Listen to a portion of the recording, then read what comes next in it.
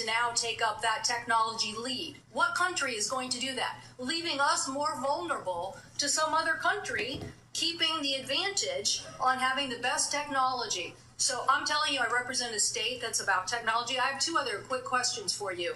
These questions or statements, because I can answer that question if it's actually a question. Do you believe in having the ACA and the support for the ACA that is about to expire? Do you believe in doing something about that? In terms of the enhanced premium tax credits? Yes. Well, the Democrats had two chances to make them permanent, and they didn't. And they didn't for a reason. We're the ones who delivered it. So I'm just asking yes or no, do you want to do something about this? Yes. I want to fix the system, and that's what we're doing, fixing systematically to make premiums lower. That's what President Trump wants to do. Do you think the women on the steps of the Capitol were a hoax yesterday? I don't know about any women on the steps of the Capitol. The women who were talking about Epstein, do you think they were a hoax yesterday? Do I think they were? Do you think they were perpetrating a hoax yesterday? Perpetuating a hoax? Yeah. I have no idea what they were saying. This is the first I'm hearing about it.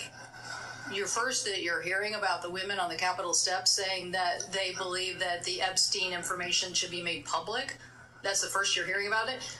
What I'm saying is you're perpetrating hoaxes. You, as this Secretary of Health, so you're undermining the whole healthcare delivery system, and you keep trying to point to chronic disease, but you're not putting solutions on the table to cover more Americans, and you're taking away the science and technology that has made us the leader that has saved, according to the first Trump administration Surgeon General, millions of lives, and you don't want to keep that going.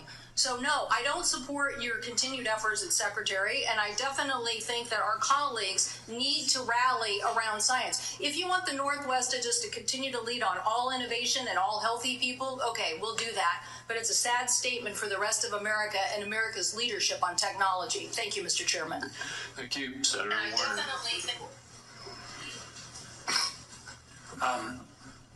Mr. Secretary, I agree with a lot of my colleagues' statement. I actually had hoped I didn't support you.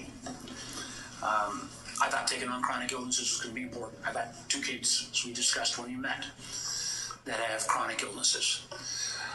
I'm not sure that the focus on red dye and seed oils are going to fully solve that problem.